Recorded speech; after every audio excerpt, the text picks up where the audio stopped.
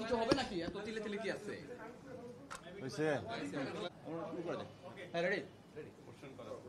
আজকে আপনারা জুলাই ঘোষণাপত্রের যে অনুষ্ঠান সেখানে আপনারা গিয়েছিলেন এবং কিছুক্ষণ আগে জাতির উদ্দেশ্যে প্রধান উপদেষ্টা ভাষণ দিয়েছেন। এই দুটো বিষয়ে বিএনপি প্রতিক্রিয়া জানতে চাই। ফেব্রুয়ারিতে ইলেকশনের কথা বলেছেন। ধন্যবাদ। আজকে 5ই আগস্ট 2025, এক বছর আগে এই দিনেই আমরা ফ্যাসিস্ট মুক্ত হয়েছিলাম।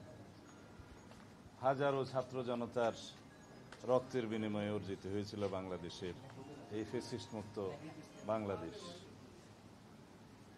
বিগত 16 বছরের অবিরাম সংগ্রাম এবং যারা রক্তদান করেছেন বাংলাদেশের মানুষের অধিকার আদায়ের জন্য, তাদের সকলের প্রতি শ্রদ্ধা জ্ঞাপন করি, বিনম্র শ্রদ্ধা জ্ঞাপন করি। বিগত 2024-এর জুলাই আগস্টের ছাত্রগণ অভ্যুত্থানে যারা শহীদ হয়েছেন, আহত হয়েছেন, দিনে আমাদের বিশাল অর্জন।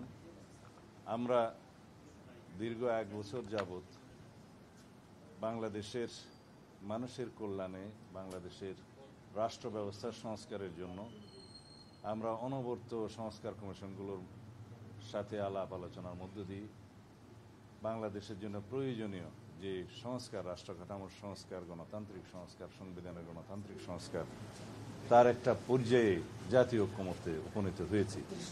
সেটা আশা করি খুব শিগগিরই ঐক্যমতের ভিত্তিতে যথাযথ প্রক্রিয়া স্বাক্ষরিত হবে এবং আশা করি সেটা বাস্তবায়ন প্রক্রিয়া নিয়েও যদি আলাপ আলোচনা হয় সেখানেও আমরা অংশগ্রহণ করব।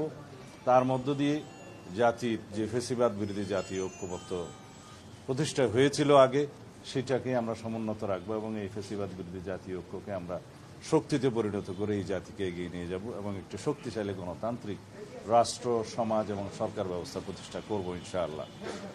আজকে মাননীয় প্রধান উপদেষ্টা 2টি গুরুত্বপূর্ণ ঘোষণা দিয়েছেন। একটি জুলাই ঘোষণাপত্র, আর একটি জাতির উদ্দেশ্যে ভাষণের মধ্য দিয়ে তিনি নির্বাচনের ঘোষণা দিয়েছেন।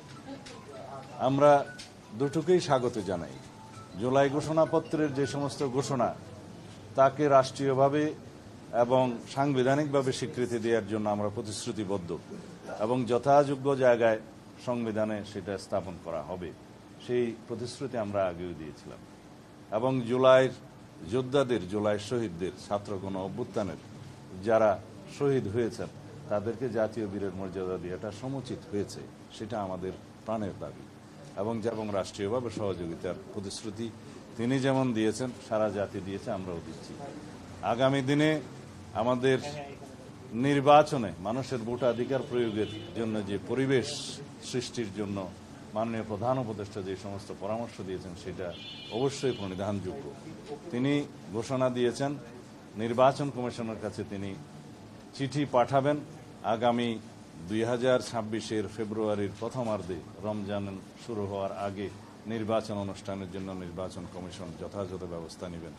অবশ্যই নির্বাচন কমিশন তফসিল ঘোষণা করবেন যথাসময়ে, কিন্তু মাননীয় প্রধান উপদেষ্টা আজকে যে নির্দেশনা দিয়েছেন তার ভাষণের মধ্য দিয়ে এবং চিঠি প্রদান করবেন নির্বাচন কমিশনকে যা বলেছেন, সেই ঘোষণার জন্য আমরা সবাই অপেক্ষা করছিলাম এবং সারা জাতি অপেক্ষা করছিল। এর মধ্য দিয়ে বাংলাদেশে যে নির্বাচন অনুষ্ঠান নিয়ে যে একটি দুদুল্যমানতা ছিল বলে অনেকে মনে করছিলেন, তাদের মধ্যে সেই দুদুল্যমানতাটা রইল না এবং সারা জাতি একটি নির্বাচনমুখী পরিবেশের মধ্য দিয়ে যাবে এবং সেই নির্বাচনের আবহ সৃষ্টি হবে।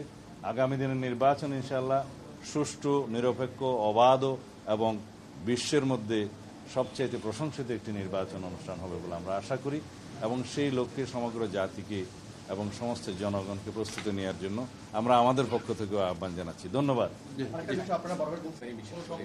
আমরা মনে করি এই ঘোষণার মধ্য দিয়ে রাষ্ট্রে রাজনৈতিক স্থিতিশীলতা আরও বেশি প্রতিষ্ঠিত হবে এবং কোনো রকমের কোনো অনিশ্চিত পরিবেশ বা ব্যবসা বাণিজ্য বিনিয়োগে আর থাকবে না, সবকিছুই সচল হবে এবং গতিশীলতা পাবে। আমরা এটাই আশা করি। ধন্যবাদ।